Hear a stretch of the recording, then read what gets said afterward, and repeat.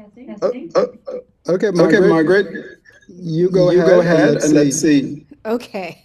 Well, I've heard my name a million times. It's Margaret. I am. Um, I'm a. I'm a actor, a director, a writer, a theater and filmmaker, um, and I work often in the intersection of all of those practices.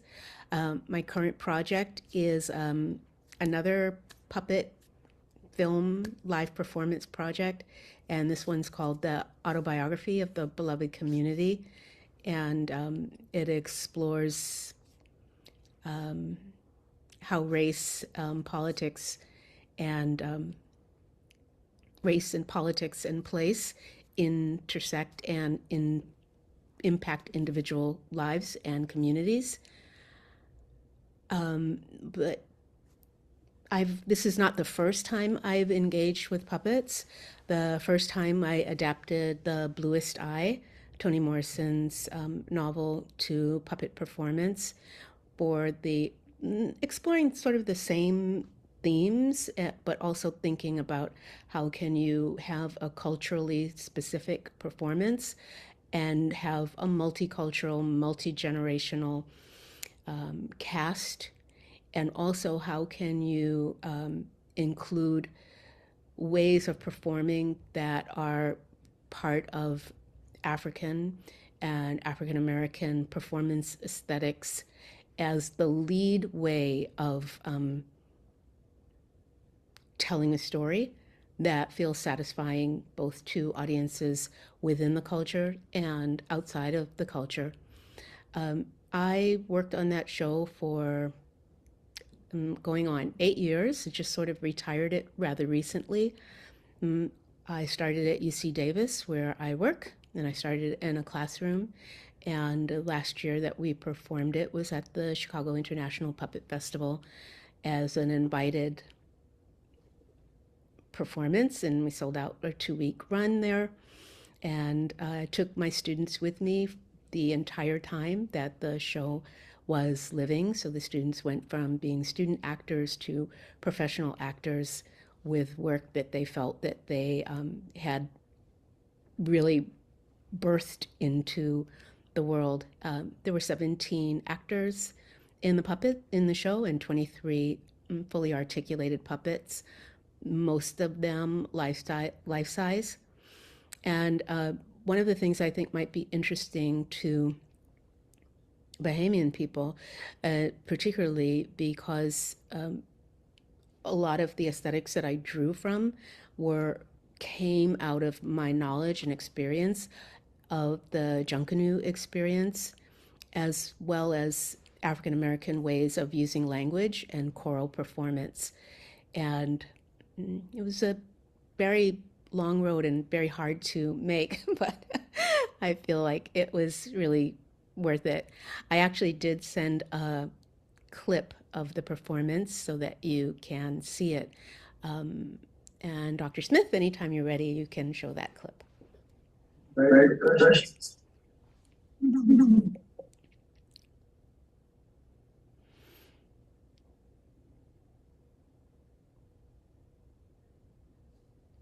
The sound is off.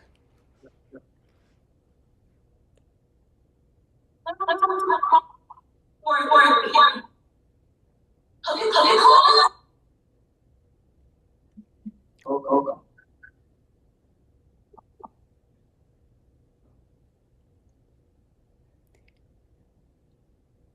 You can you can also show it without the sound and just look at the images.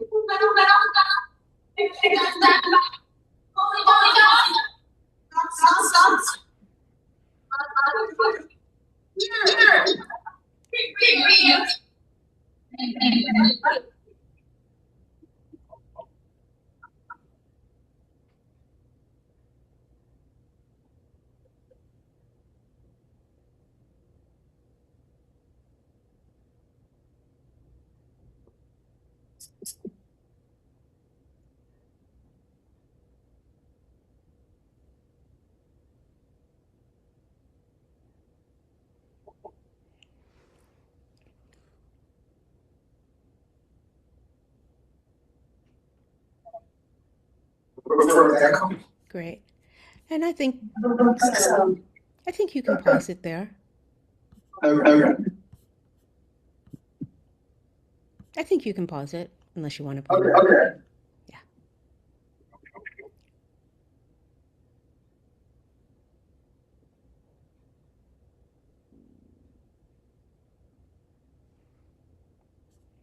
Great. Thank you.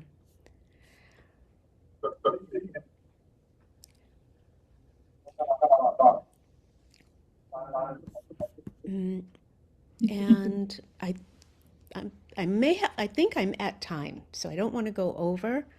And I'll pass it to the next person.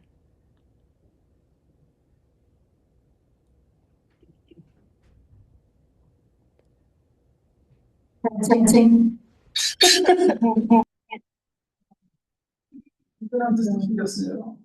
Testing. Yes. Okay. Okay. Hi, everybody. My name is Ian Strong.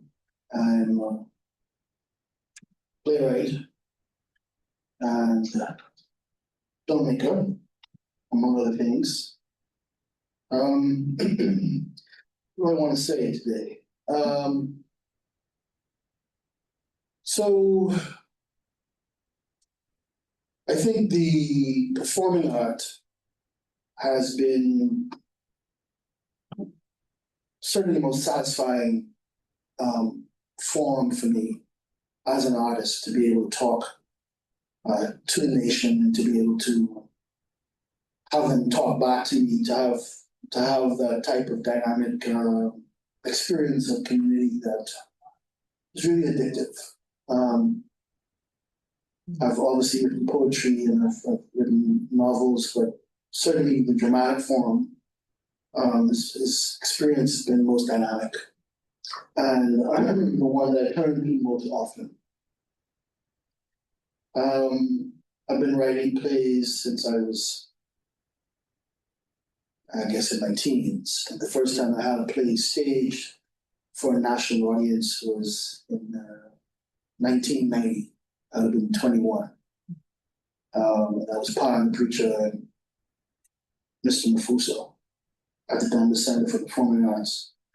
But as time went on, fortunately, I just wanted to reach a wide audience. You only have 300 seats in the theater. You get to run it, if you're lucky, for 2 weeks, and then all of that work just vanishes, right? You have the text, but I wanted, we're an archipelagic nation, there are cultural and financial, social reasons why people might not frequent the theater.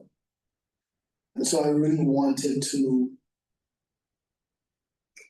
create something that would actually last, that could be transported, that could span distances. And so film obviously appealed to me. And fortunately, the digital technology necessary that you use to make films become progressively less expensive, right? My latest project, Honorable Member, was really intended to be an 8-part. It is an 8-part TV series based on a play. So at first I wrote a play, a political satire called Honorable Member, which was staged at the Dundas. And then I had the idea to turn that into a series. And the only reason I have now turned it into a film is because it made no financial sense to put it on television. You're in an awkward position where TV stations will play your series, they will not pay you for the series. They expect you to go and find sponsorship, but those sponsors are already advertising with that TV station. So in fact, you're going to compete against the very TV station that's playing your show for sponsorship. That's just simply untenable. So me and my partners, that's the other thing about this enterprise. It's very difficult, it's very expensive, it's very intense. It's very complicated. I want to emphasize again how expensive it is.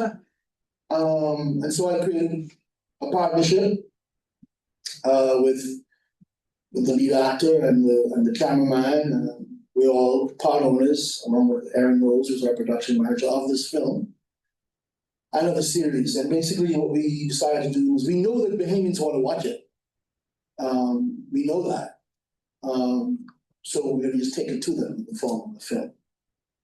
And then at some later point, we will release the 8-part series. So the question of the future of this media, I think theater is going to be fine. I think people will always want to dress up. There'll always be people who want the live experience. It's almost a religious or a spiritual experience to be in the dark and have something traumatized in front of you. I don't think that's going anywhere. But I don't know what to really hope for where film is concerned because of how difficult it is, how expensive it is. And or maybe I just need to think differently about it, about how I try to create content for Bahamians first. I think about the rest, the outside world second. But there are only 400,000 of us, right?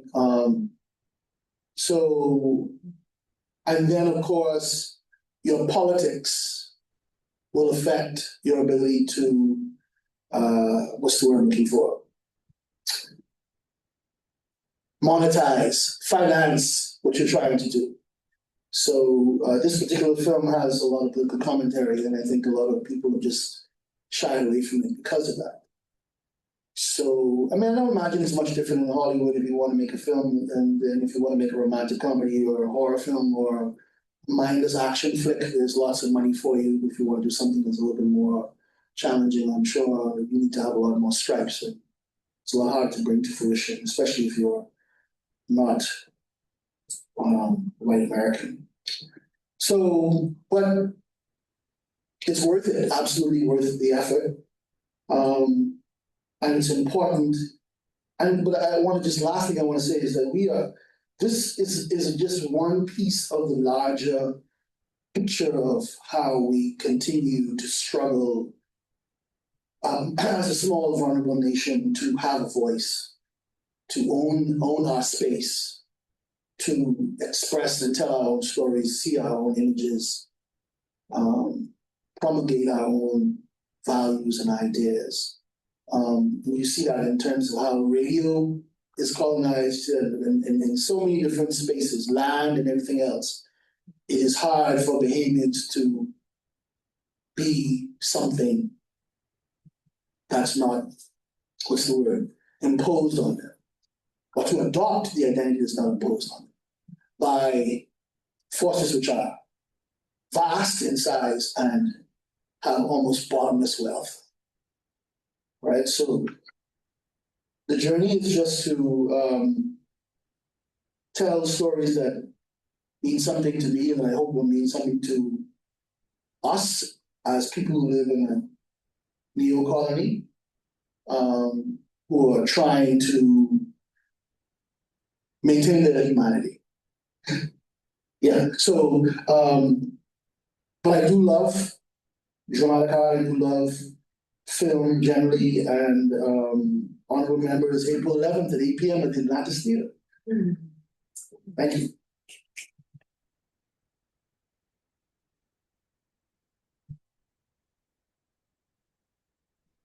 Moving to our third presenter, do you want us to play the clip first, or you want us If you could play the clip, that would be great.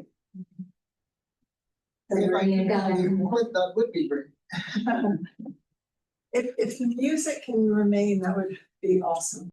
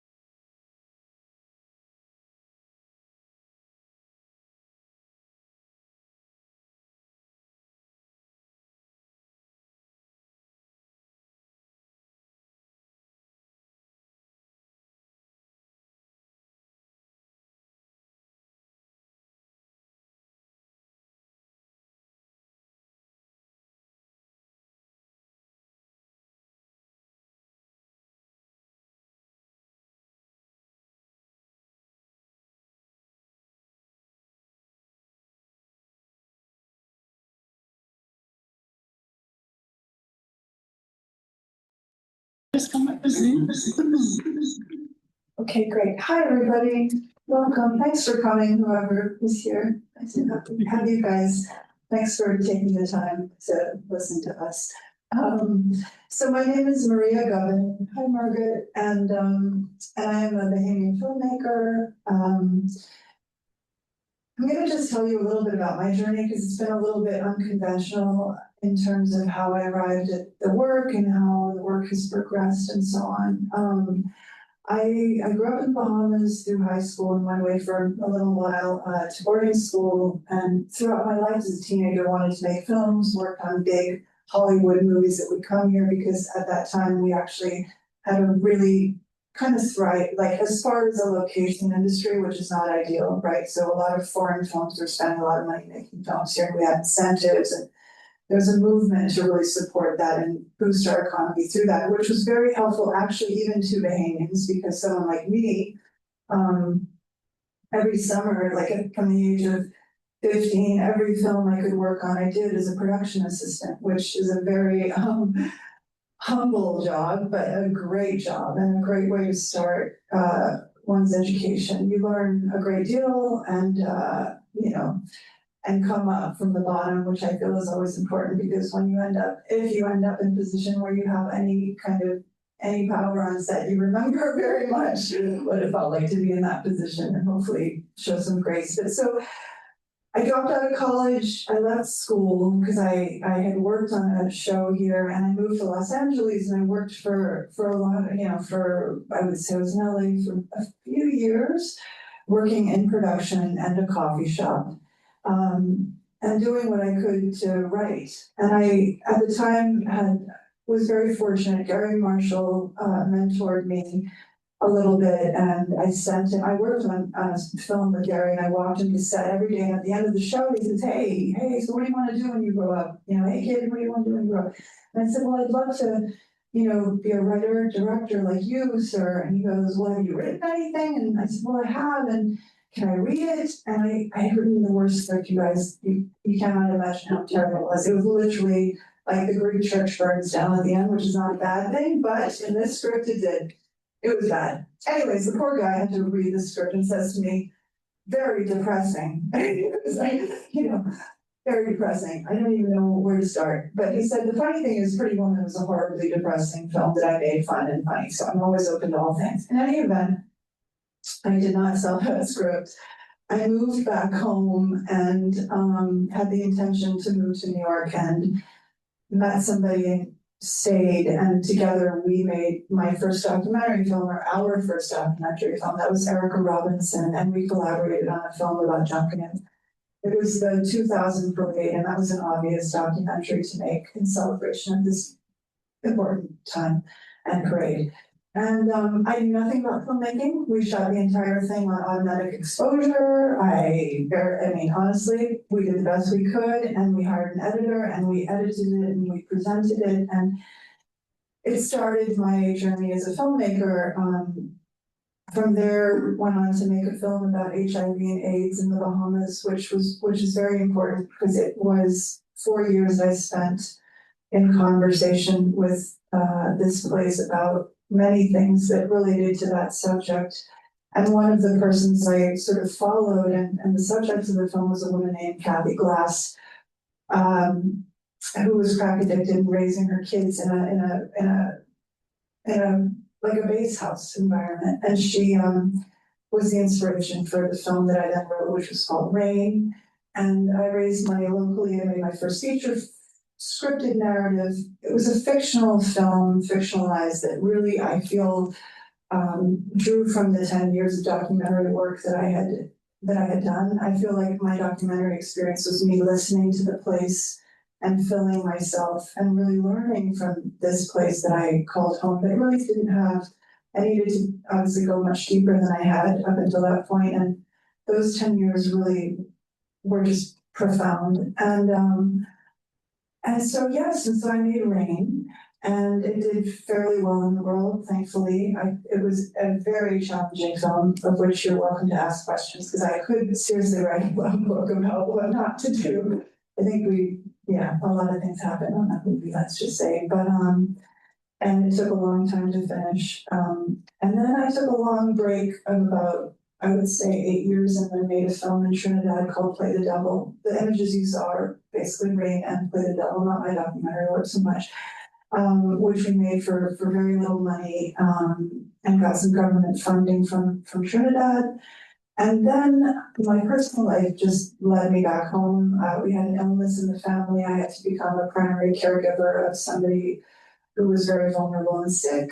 And I did that intensely for 2 years. And then in this incredibly, deeply spiritual and strange way, I was then gifted an opportunity to direct a TV episode of Ava DuVernay, her show Queen Sugar. And I'm going to share this story with you because it's really important for filmmakers who feel down and out who are listening, and for me just to hear back, because it's a really important story. So basically what happened, I was caregiving for somebody who had Down syndrome and was deeply sick. She was in her 60s. You know, anyways, it was hard. I won't say more than that. But my friend said, come to Sundance, come to Sundance and hang with us and have some fun, get out of the Bahamas and out of this rut you're in. And I said, no, I can't go to Sundance without a film. I'm going to be the loser that's not on any lists and begging to go to I don't want to do that. It's awful. But we have a place that's free, so I went. I just said, forget it, I'll go. Fine, I'll see some friends. So I went to Sundance. I had a nice place to stay. We went to a party. I had fun. I woke up the next morning at like 8:30. CCH founder, who was in Rain, who's a friend, calls me and she says, hey, Maria. And I'm sort of like, ugh. And she says, Ava DuVernay is looking for you to direct on her show, Queen Sugar. I couldn't believe it, right? I had been in the Bahamas, not trying to support my career in any particular way. And I called my mom and I said, Mom, Ava wants me to direct on Queen Sugar. And she says, Poppy has a fever of 105. And I say, what? That means there's a raging infection. 105 is bad. So I'm, tempted to come home. So the next few days, Ava's at Sundance. I write to her. I say, hey, I'm here. If you want to meet, this would be great. Hey, nudge. Don't hear a thing. In and out of screenings, talking to doctors, IVs, nurses, It's the whole thing. Get home, she gets into the hospital, things are bad. Not gonna bore you with a lot of details, but don't hear anything from Ava for like 2 weeks or so. Okay, Poppy's in a bad way in the hospital. The day that the doctors call my family in to say that she is probably not gonna make it because she had so few platelets in her body, her infection had affected her bone marrow, and we go home crying in the car as we drive, I literally get home to a voice message from Ava DuVernay herself saying, hey Maria, it's Ava, can you give me a call today? And I'm like, oh Jesus, really? So I do, I call her in this broken place and she hears it and she says, hey, are you okay? Everything okay? I was like, yeah, I'm okay. I just have a family member who's very sick in the hospital, but I'll get on a plane tomorrow for an interview. I really will. I'll do anything, for a shot. And she says, oh, no, you don't have to get on a flight. The job is yours. You can, the episode's yours. But actually, if you want, I'll push it out 2 months to another episode. So she offered me the job. She never asked if I'd seen the show. I had not seen the show. I've never in my life had an interview since where somebody's not asked me everything about a show. I hadn't even seen an episode, but she gave me the job. So she says, get your lawyer to send the paperwork Monday. We'll start it. Let's get you sorted. Again, my lawyer sends an email, nothing, for 2 weeks or so. The day that Poppy died, I go home to receive an email from the showrunner that says, welcome to the family. And if that is not, I can't even tell you guys, like to the dates, those 3 dates were so meaningful. And there I was 2 weeks after we buried somebody I love dearly, directing my first television show from like no man's land. And it was a really wild ride, that experience, because I was, my heart was pretty shattered. I was pretty vulnerable. But all of that is just to say that, I don't know, there's a mystic and amazing things happen in this world when we do good and stay focused. And I have to remember that most days. But so that's the last sort of big thing that I've done was Queen Sugar. And that was a while ago. And of course, after that, you know, a lot of personal things happened again, which I won't share, but COVID, etc. And here I am in the Bahamas, trying to figure out where I belong in this whole industry, trying to write, trying to create. I am curating a little bit. I have been teaching at times. I'm actually in a performing arts program because it's being offered for free, and it's been amazing and inspirational. And I probably overstayed my welcome in this introduction, so I'm going to stop with that. But please feel free to ask any questions, and I hope that's helpful. Thanks.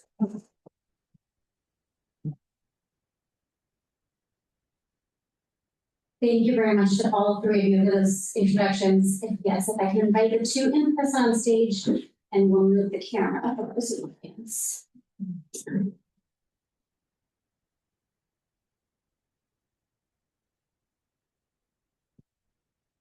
And If you need a cameraman. it seems like perhaps we're getting an echo from your mic, so if you don't mind, once you have shared and spoken, just muting again, and then we should solve our echo problem. Can you hear us okay?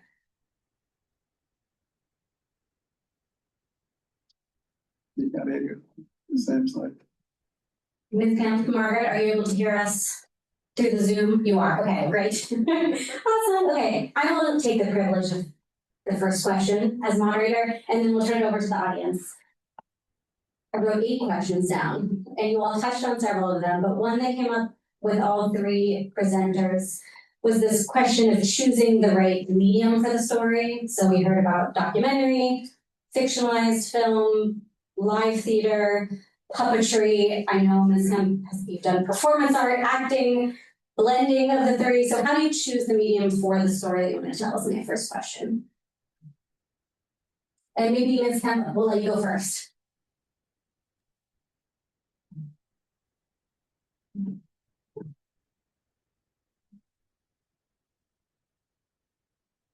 Margaret? No, I couldn't hear you say, I'll go first. I think that that's really the key, is to be nimble with your work, and also, or I'm nimble with my work. The story comes first, and then I start thinking about how I can best tell this story in a really nuanced way. And I really appreciate the other creators talking about it's the challenge of sort of bucking conventions and saying this is how this story needs to be told, rather than being confined by somebody else's practices or what has worked in the past. And I think also with each of the other creators talking about allowing that to happen over time, not rushing through your process. Yeah. So I just to say, how did people are always saying, you know, how did you become the puppet person? And it was also sort of a magical story that, like Maria showed or shared. I had written a solo performance that got into a theater festival in South Africa, and it was an object theater festival and a visual storytelling festival. And while I was there, all the other shows were puppet shows. But my show happened to be a show, and in that show I was hanging clothes on the line. So those were my objects, and video showed on those clothes. But while I was there, I just soaked up all this information about puppets and really never knew when it would come back to me until I started thinking about The Bluest Eye, and I thought, puppets. That's the way I think I will want to tell the story. Thank you. Right, so I think I think everybody has their preferred medium, right? The way they think. Some people think cinematically, and the way they want to tell the story, it's a cinematic style. But then, for me, I think what I wanted to do was to try. There's a there's an African novelist named somebody, Usman, who would write a novel and then turn it into a film. And so I have been kind of modeling that, seeing how the same story can be in different spaces. So even with Blind Days, the novel I just wrote, I'm now writing a stage version of it, and it will be a different kind of a way of experiencing the same story. It'll have a whole different, you just do different things, and feel a different way. You can go places and you can structure things in fiction one way, and then on stage you have these very physical limitations, but you also have all these opportunities that it presents. And then I would love to be able to turn it into a film. I also turn my play Dire Souls into a film. That's a nice challenge to have. But I'm also thinking about just doing something from the very beginning that didn't exist in any other way other than as a narrative created film, however short. Just so I'm not necessarily bound by the words. I don't want to always put the words first. I want to think about trying to put the images first and see where that would lead me. But as a writer, I have that prejudice that I'd like to break it and try to just do some things that are just visual storytelling. Even if they're only 10 minutes long, I think I want to try to focus that way. So it really is about, it comes to you and then you try to figure out what's the best way to tell the story. It's the best way I can answer. It's an interesting question that I've not thought a lot about. And I'm not a wordsmith. I feel like my deepest root would be a poet. As a kid, I wrote poetry to kind of work through my anxiety and angst and, all the things, the life stuff. But I feel like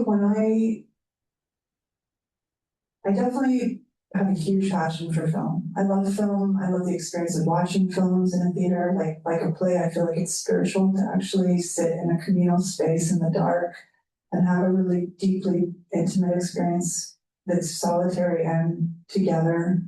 That's a journey that's transformative and that is, I think it's amazing and healing in so many things. And I think we can see things about ourselves objectively when we see films and we see them sort of all of it. So it's amazing. So I often have the problem of trying to find things that are going to fit into a film.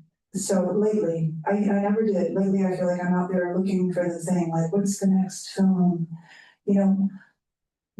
For me, I arrive at an idea with an image. Like I'm a visual person. I also have a background as a painter, and I feel like I have this like an emotional image or need or something that's connected for me.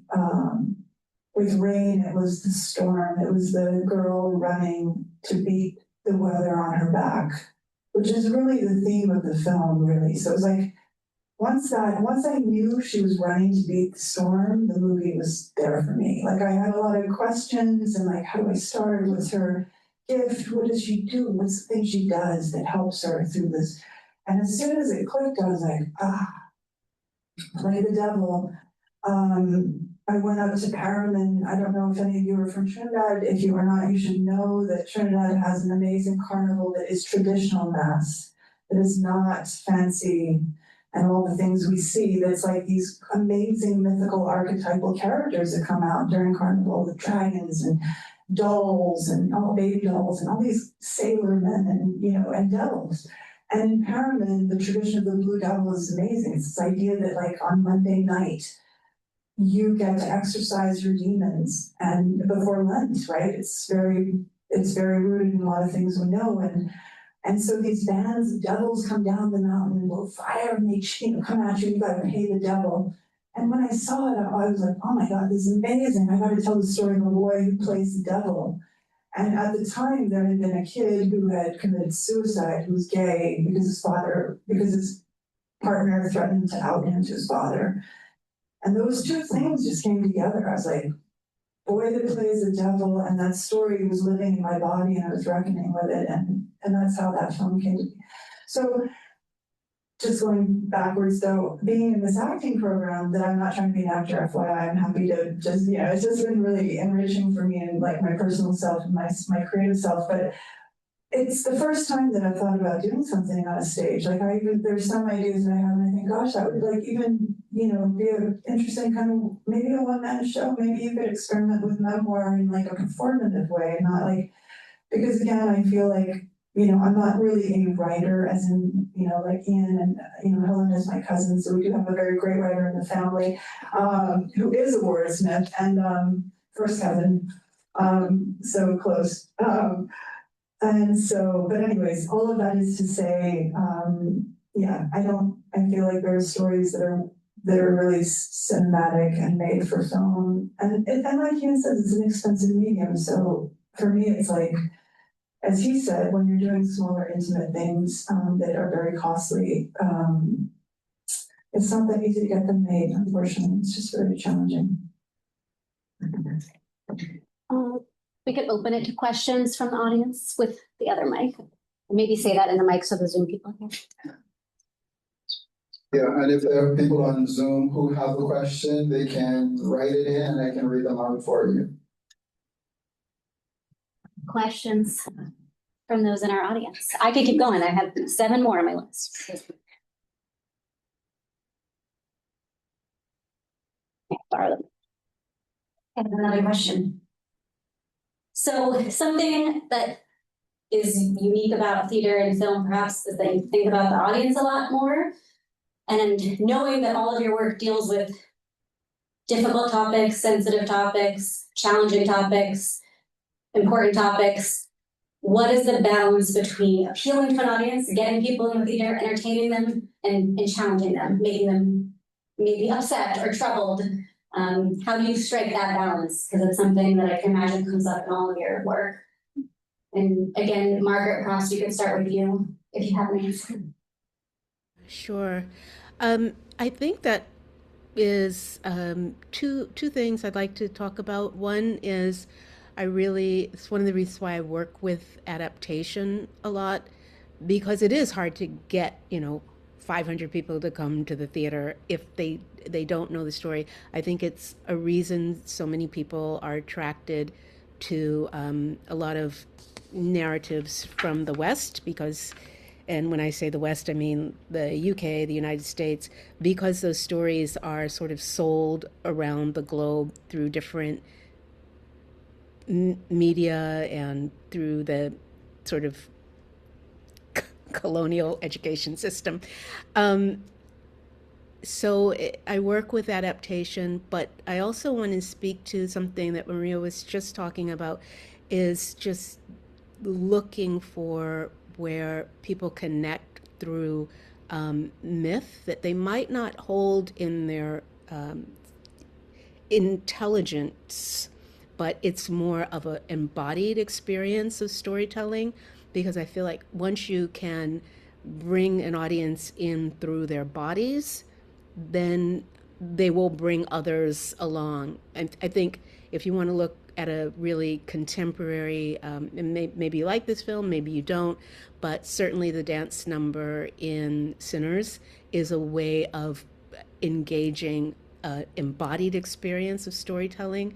And that's something that I look for in my practice, both as an actor in live performance, as a director, as a writer, as a maker of work, is how can I bring your body into this story, bring the audience's body into this story.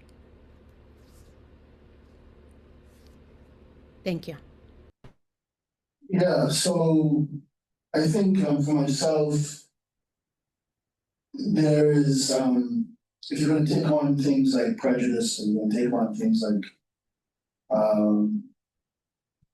forcing people to look at some element of the way we live that's shameful or evil or harmful to others, to those who don't have power. I think I try to, how can I put it? How you frame it is that, for me anyway, I need to disarm that audience somehow. disarm them with humor, disarm them in some way that allows them to sort of bring their guard down somewhat. And sometimes they don't. It's like when you to stick with the physical metaphors that we've been trying on. Sometimes when you taste something, there's a taste at the front and there's a taste at the back of it, at the end of it. It has different layers to it. So similarly, like for instance, when I wrote Dire Souls, which is about tragedy of Asians, you know that there's all of this hostility. So how you get people to leave that or abandon that just for a moment and see these people as human beings who have a life, who have hope, who have a heart, who have dreams, and those are taken from them. And how do you get them to relate to those people as human beings, right? So one of the choices made was, well, they're not going to speak with Asian accents. So I'm not going to give you the chance to feel different from them, right? So those there are real choices to be made around how you make people supple or accessible to you, and that's what it comes to.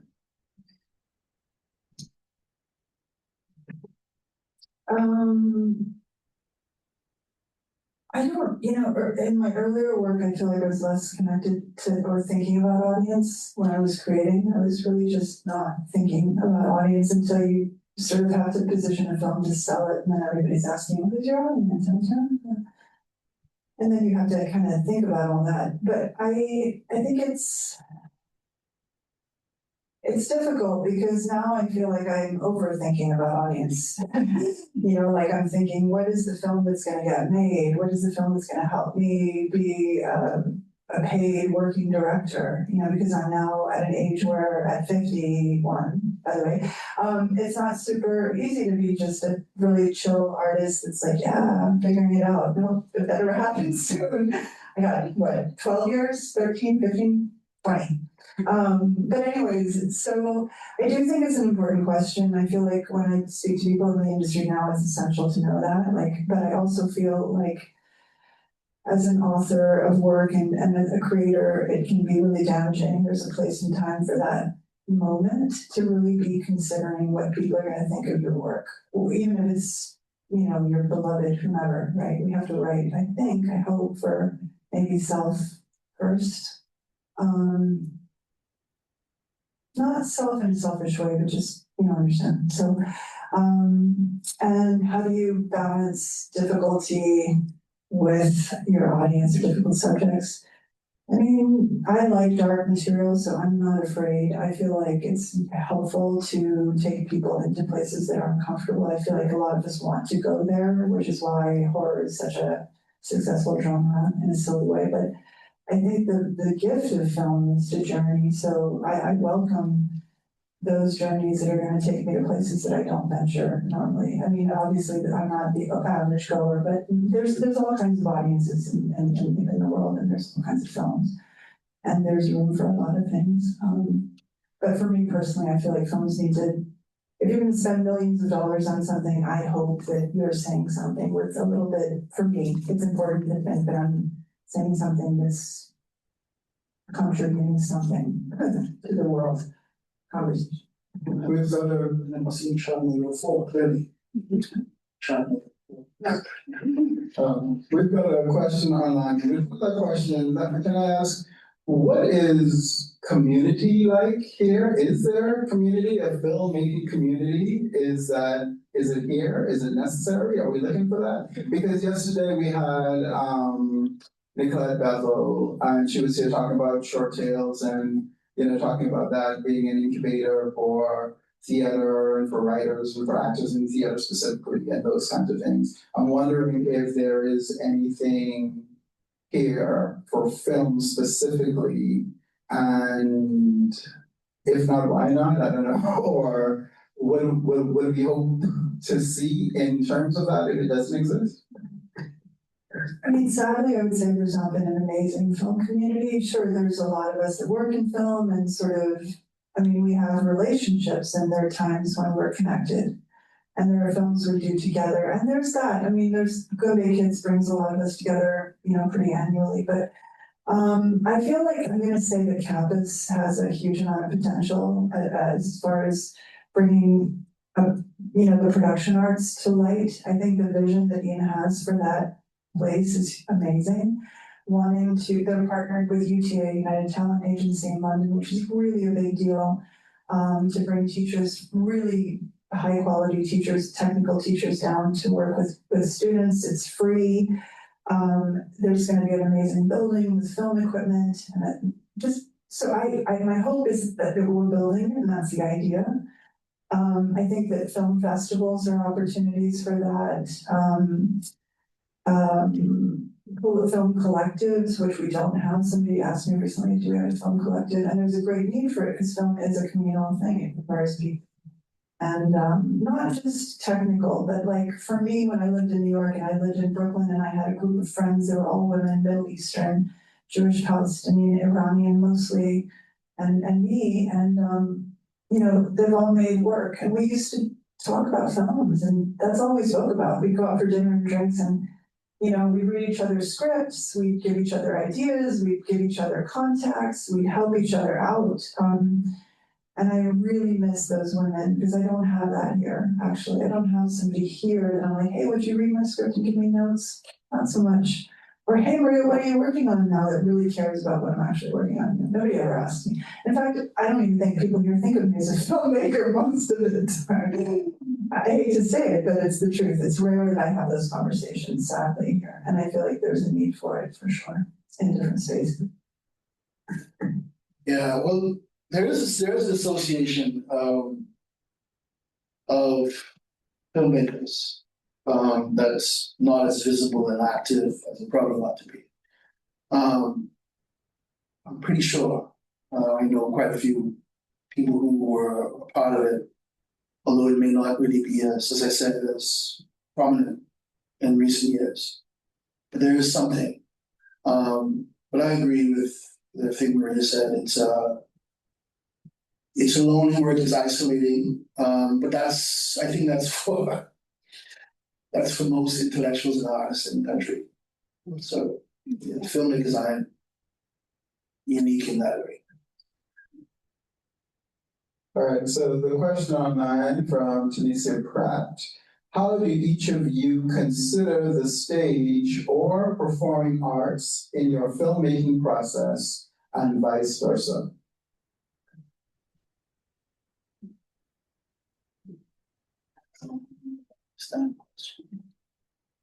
Should I read it? Consider the stage? How do each of you consider the stage or performing arts in your filmmaking process or vice versa? So I guess, how do you think about the stage, like the theater, I guess, within your performing art, within your filmmaking, and then in the filmmaking, how do you consider the stage? Yeah. Margaret, go ahead. I have been drawn to film, and I'm very interested in the intersection between film performance and live performance. I think a real turning point for me was the pandemic, when I was supposed to direct a live production of Antigone, and all of the actors were all over the world, and nobody could come to California to be in the production. And it was slated to be canceled, and I came up with an idea that we would film the production, and we filmed it from wherever the actors were, and then in post, I made a cohesive film. And ever since then, I've been really incorporating film. And speaking of money, there's not a lot of it, or maybe there's none. And I've been using, alternative devices for recording. And that Antigone film was shown all over the globe in so many film festivals. It was complete shock to me. And since then, I've just continued to incorporate them. And I'll go back to this idea of thinking about embodiment as part of live performance, how much you can push that idea of embodiment. And I've incorporated film into everything I've done really intentionally since then. Yeah. I think there's a lot of there's a lot of potential for crossover. I know that I've been trying to intentionally record the dramatic performances. So there's a record, but there's also, the potential, because you can have all sorts of film, experimental and far more artistic than something that's you might normally watch at the cinema. And we don't have studios, film studios. We could create interiors and even create miniatures in order to, simulate, things that appears that they're happening in the real world. But we do have theater spaces, and I think it's an interesting thing to think about how you can use those spaces, use lighting, use sound design in those spaces that can be integrated into film. And interestingly, a former student of mine, Sri Tan, Janiko Pratt, put a show on at Atlantis, which was really a hybrid production. There was a stage element, but there was also a live screen, and part of the story was told on screen. So it was really a two-in-one, which I thought was really interesting. And he's invested in cameras. He's not going to stop. I don't think he's going to stop playing along, crisscrossing and synthesizing those two. And of course, he's already made a TV show. He was doing Road Bosses, so he's been an interesting person to actually to answer that question. Okay, I have a question. Sorry I came late, so this might have been addressed in your presentations. But there is a Bahamian on YouTube, Olunai, Anyway, she does a lot of things, but one of the things that she does is she takes these TikTok stories and she basically narrates all of the stories, because the TikToks, are shorts, and she just basically tells the whole story in one video. And I realized that one of the reasons that it's fascinating is because she's Bahamian, and just the way that she tells the story is just really interesting. So my question is, how does being Bahamian inform your storytelling? And then also, if you have thought of using the social media platforms to tell your stories.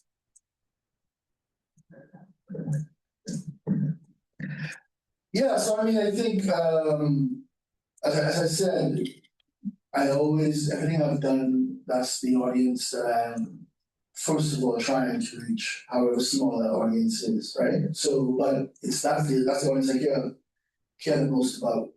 And I think there is a Bahamian flavor and way of doing things that's unique and that's extremely valuable. And I think a lot of young people who might be listening or who might be thinking about this, people can make films with their phone, with their cell phone, with their iPhone. People can,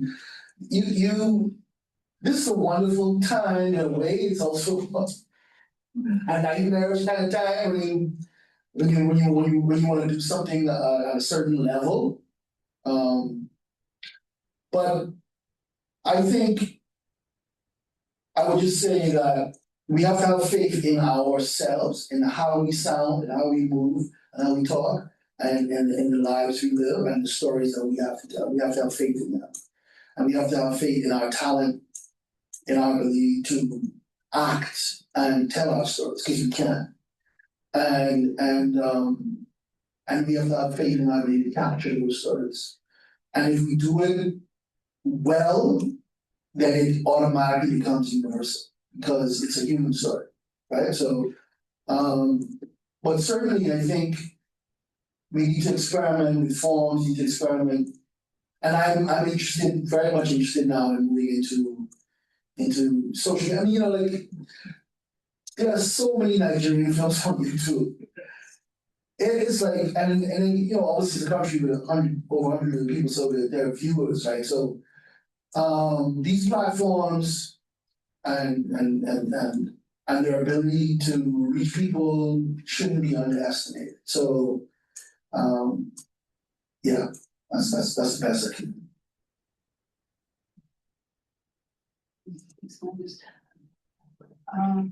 I just want to say that it's great. It's amazing to see our people in film and TV. And I when Rain did go around, traveled a little bit, it was incredible because people just didn't have a sense of the Bahamas outside of the most obvious, silliness, beautiful beaches and that.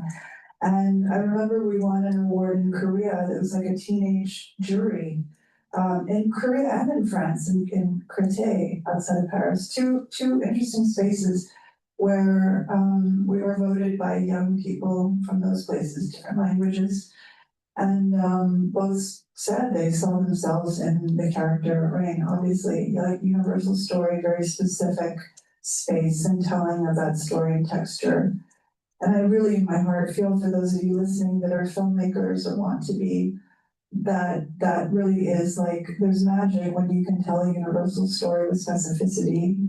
And I don't, so I encourage us to really to tell our stories and to trust, as Ian says, that there's a space for them, because there really is. The world wants to see more world cinema. I mean, honestly, the best stuff out there, I feel right now is not really being made in mainstream spaces, right? Even on places like Netflix are looking to other places for content now, because it's better and cheaper.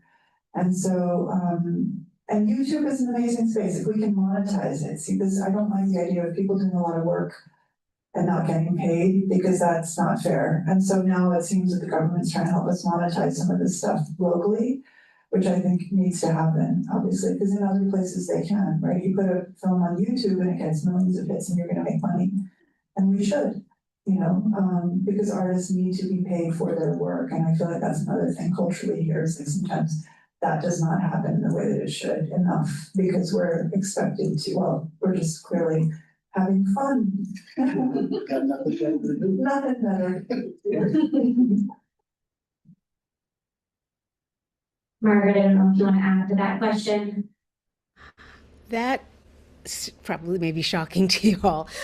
I have not explored the social media as much as I should have. I actually got pretty seriously hacked a little while ago, a couple of years ago, so I'm very shy about engaging with it, but I do definitely understand the value. I see how it can help projects. And I am more than a little concerned about the amount of work that a lot of people put into it, as Maria said, and sometimes the compensation doesn't match the labor. And how can that be how can that be addressed? Because art should be able to sustain your life. You shouldn't feel that it's hurting your life to do. Yeah. Where can we find your works, like your films and so on? Where do they live? Where can we access them? Where can we purchase them? Everybody. In the past. No, just joking. Right. I'm just joking. I happen to have a really unlucky, I didn't have a great distributor of Rain, sadly. The rights come back to me very soon, I think. And we're going to do a big push for the film because it's actually not available easily online. I look for it all the time. And people ask me all the time. And I can't play the devil. You can find if you Google it. I'm pretty sure it's available online to rent. But I don't have rain available right now and it's terrible. And it actually just occurred to me that I should put it on YouTube and see if I can get a million hits and actually, because that's the other catch. I mean, you make a film, you have success, it goes to festivals, it wins awards, and then you still, even with all of that, it's very difficult to monetize. Not always, but with our project at that time, it was a little with rain, it was hard to do. So I'll let Ian tell you where his are. Yeah, the documentaries I've made are both on YouTube.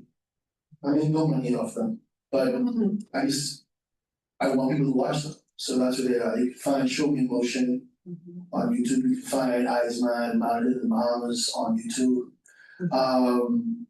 I'm in talks right now because maybe it's time for a Bahamian streaming platform, something that will allow us to monetize our work. And so there's someone who's looking at that. So I'm seriously considering collaborating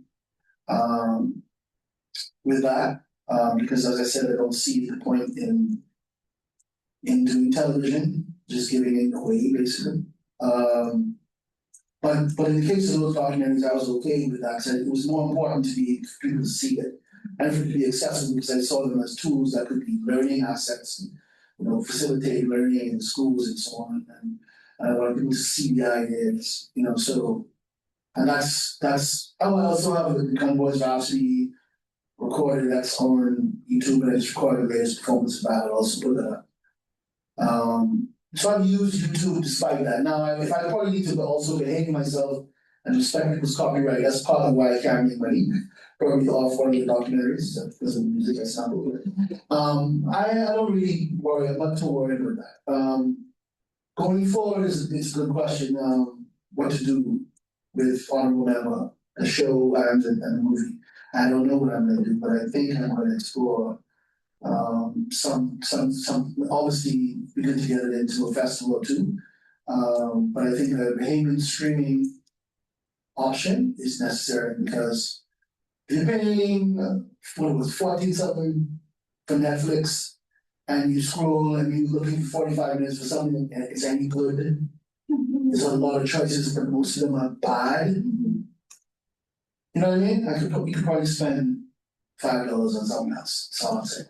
Just a suggestion. The honorable member go to fiction. So we're doing Atlantis. We might end up at a couple other, maybe, hopefully. We'll see. We're gonna do some live shows and I have spoken in Fusion. I'm still talking to them. Your work. Work that I've done as an actor for other people, you can find places. I don't know where, but they're around. I know people send me emails on occasion. But my own work, it often kind of falls into the art film category. So my work is often shown in galleries or special types of festivals, and I do. Whenever there is some kind of compensation, I've made quite a few solo films, so I don't have to worry about compensation because I'm the person in it and I made the whole thing.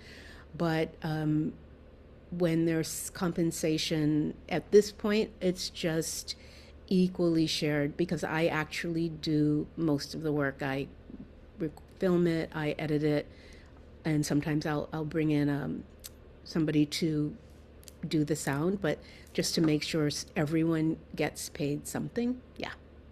But mostly in galleries at this point, unless you just Google me and see a movie or a TV show or something like that. Yeah. Let me just add one. So local cinema has to pay for the rights to show films that they get from abroad. But then they want Bahamian filmmakers to pay to put their film on screen. When they're going to make money off concessions, it's the only way they probably make money off of them. And you patronize in cinemas, and you go in and you see and all these empty seats, but they paid for these foreign films. And you know you will bring a Bahamian audience, but they want you to pay them. That's the kind of bullshit we're dealing with in this country. And so you're not gonna get, we're not gonna get anywhere if that's how we're gonna operate. I just want to say, yeah, I mean, we used to have support of Chris Mortimer at Gallery Cinemas. He was amazing and very supportive. And I feel like the Island House can be a support space for filmmakers and actually pay. It's sad, unfortunately, because what you're speaking about is crazy. Because Bahamian films pack the house, and if I were a theater and I were just thinking strategically, I'd have my finger on the pulse. We're not often asking for a 2-week run, we're asking sometimes for a weekend or a night. And it's insane to me that even just strategically, they're losing. I don't even understand it actually, and it's a bit weird, but anyways. Frustration. Sorry. Sorry, guys. No, We said we weren't gonna complain. Are there other questions from the audience? We have time for one or two more. If not, I have a related question. I don't know if this is gonna continue down the same train, but I'm wondering what your vision is for the future of Bahamian theater and film. Maybe thinking about your own work, but maybe more broadly. If we could get everything we want, or if we could inspire our students who are going out into that future, what would your hope be? So one of the things I've been involved with recently is the effort to create a performing arts curriculum that goes from elementary to high school. So I think it's important for us to be able to create an ecosystem so that Maria government is not like an anomaly, but it's predicted that you were going to create talented people like her who they want to make movies. So you have music in most schools, you have some art in most schools, but you don't have drama, you don't have, and we're also trying to think about how do you integrate it. So, even if you're going to be teaching science, that you can use the performing arts to help teach it. So we're working with Chris Carroll and the Shirley L. Bass Foundation to try to develop that curriculum in collaboration with the Ministry of Education. And so hopefully that will continue, no matter who's the government, that work will continue and we'll be able to bring that to light. That's an important piece of the puzzle. Obviously, what the performing arts school presents campus is looking at the adult end of it, but I think we have to have a pipeline supported from the very beginning, because not just because you want to produce 12 people who are in Hollywood movies, but it's about giving people access to their gifts, improving their quality of life, encouraging creative imagination, and helping them be creative people throughout life, which will make their lives better lives to live. So that's what I hope will happen. And then obviously it would be great to just produce more, to be able to create more content in various forms and have spaces where they can be shared with the world. I was able to get my on Gibbons Kingdom on TV stations in the Caribbean, but like I said, that's not enough to pay me. So they played it, they sold ads, I'm sure, but they didn't give me any of it. So, there are some obstacles. And those of us who create, I think we create because we just want to remain sane, and so we continue to express ourselves. But my hope is to continue to make films and to make works for stage, and I would love to see training for sound design, costume design, lighting design, acting, directing, certifications, as well as degrees available for people in the country.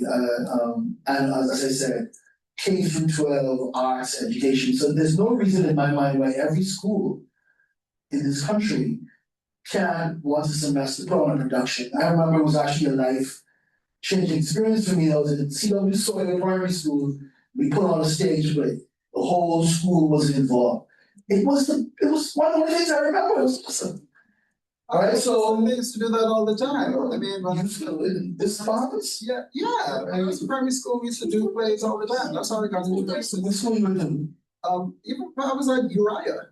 Okay, well, good old Uriah, but God bless Uriah, but no, it's not happening. And it should be happening. Yes. There are moments, like for instance, just recently, Central Lutheran High performed Gun Boys Rhapsody. So every so often you'll see a show, QC does one, I think almost every year. But it should be something that's every term, every school. Every season. Yeah. Because like places like Trinidad, they have competitions. They have their We have a National Arts Festival. My problem is I don't understand how that's not, what's the word?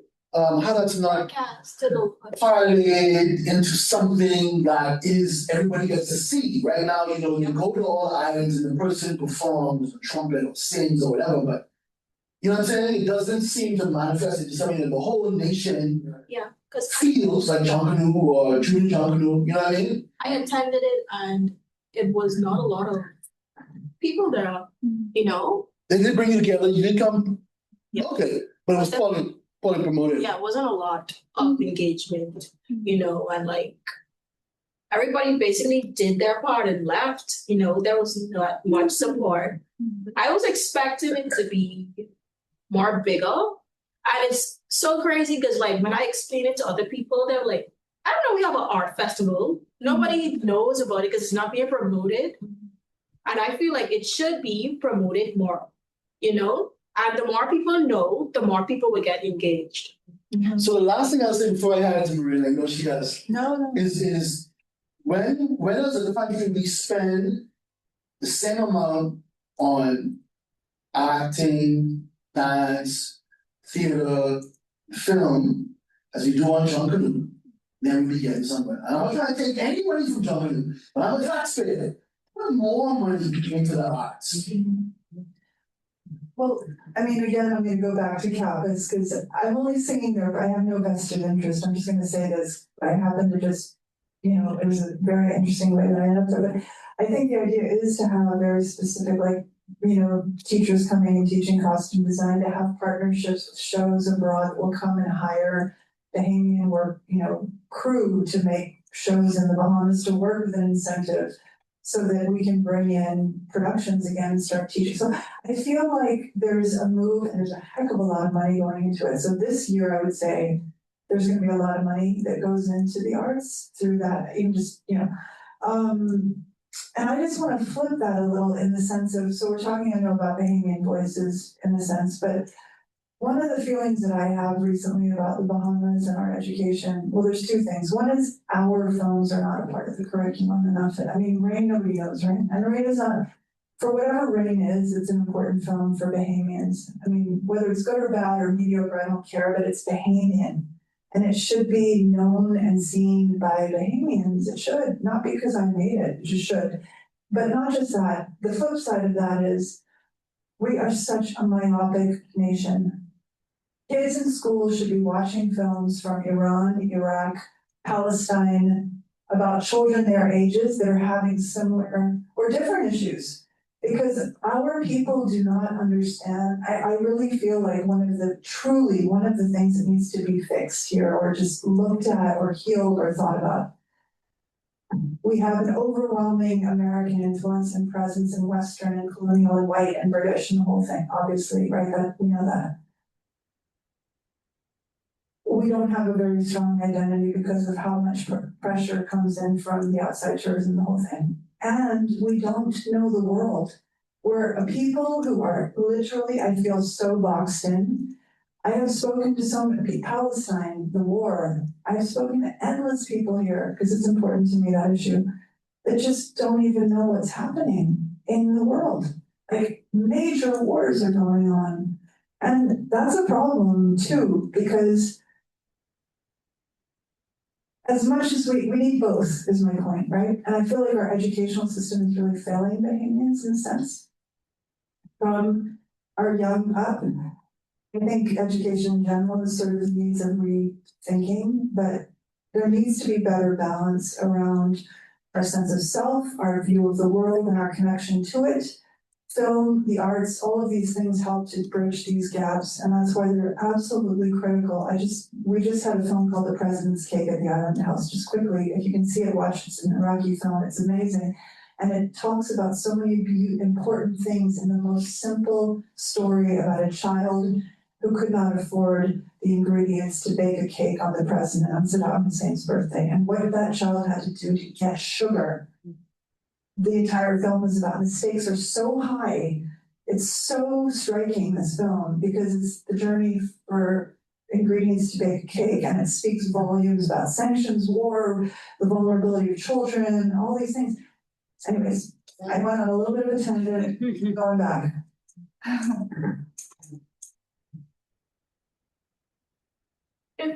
Right. Oh, sorry. Okay. If it brings you guys any consolation, yes, there are a lot of changes that needs to be made to evoke more action in the film industry.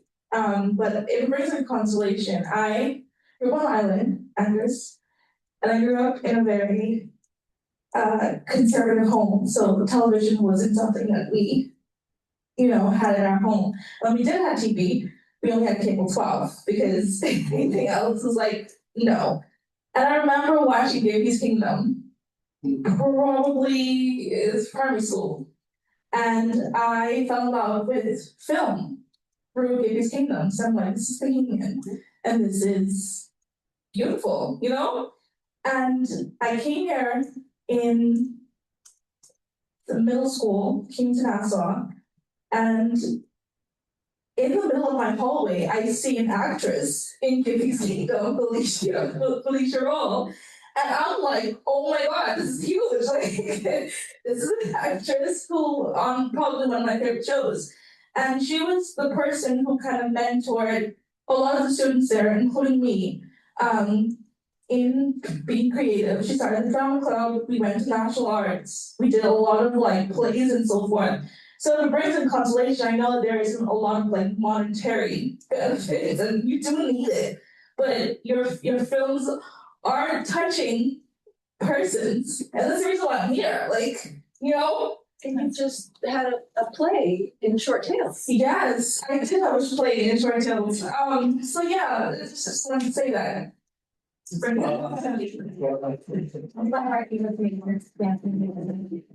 Awesome. Thank you so much. That's awesome. I knew that story. I truly did. Trust me. I knew that. Margaret, we'd love to hear from you on some final thoughts on the future of theater and film. I am a very strong, I've written about it, I've gotten on my pulpit about it, is the need for people, Bahamian people, to tell their stories from their heart and have creativity centered around Bahamian people telling their stories. I have a practice that I've developed where I go into a community by invitation and start an interview process about a topic of interest, whatever that may be. And through that interview process, we create a script that is very, very connected to that small, maybe not so small, but smallish community. And we make a performance, and we go out and film what we feel is necessary to support a visual aspect of this storytelling. And it is done without set. It just engages movement and sound and dance. And these are beautiful works that are not, the expense is just bringing people into space, bringing people into conversation, But what's really great is these young actors go out into the community and talk to people that they may never have spoken to. So the piece helps them to learn about where they're from, and then when they create it and perform it for the community, the whole community comes together.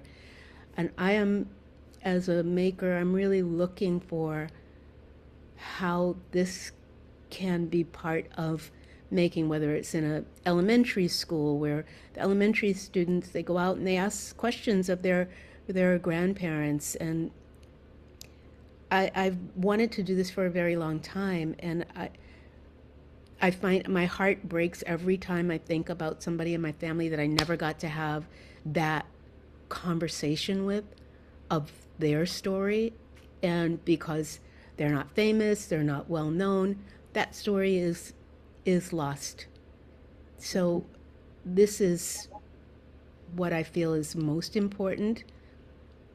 And whatever the medium needs to be, if it's film, if it's dance, if it's puppetry, if it's social media, finding ways to really honor the journey of the Bahamian people, which is unique and profound and needs to be held by Bahamians.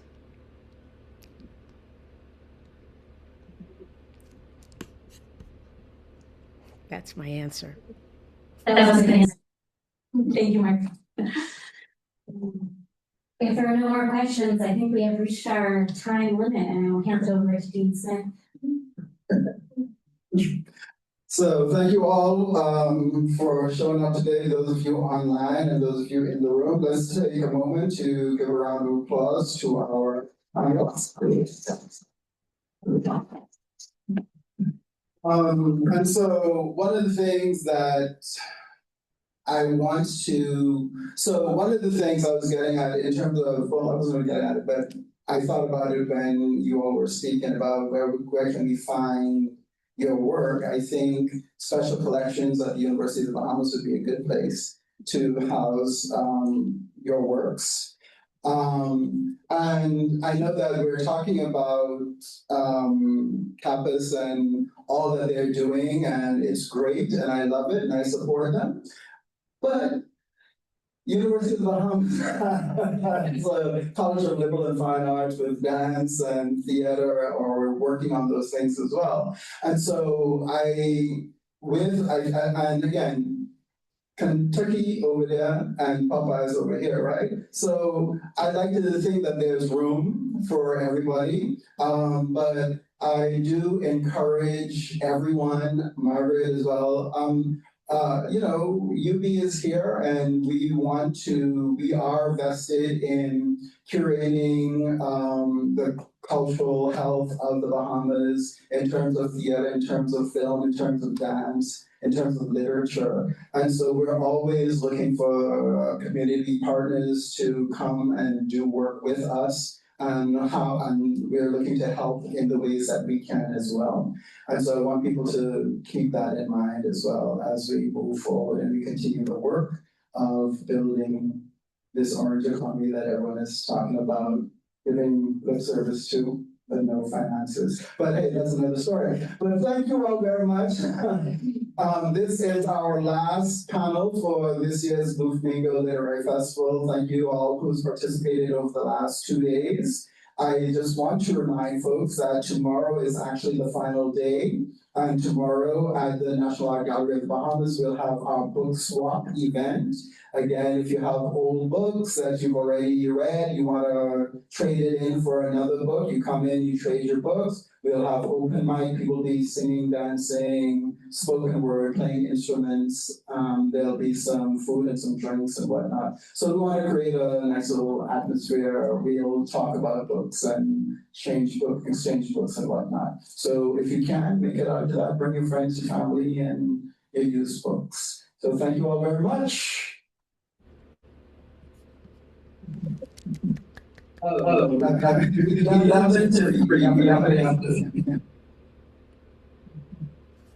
Margaret. Maria, Can you be in touch with me? Yes. Okay. Can I get your? You can get it from Dr. Smith. Okay. I'm going to see you soon. Okay. All right. I'm going to go. Bye. All right, that's fine. You come in also. Thank you much. Thank you. We'll make a plan for me to come. Okay. Yes. All right. Thanks. Bye-bye. Bye. So, Friday.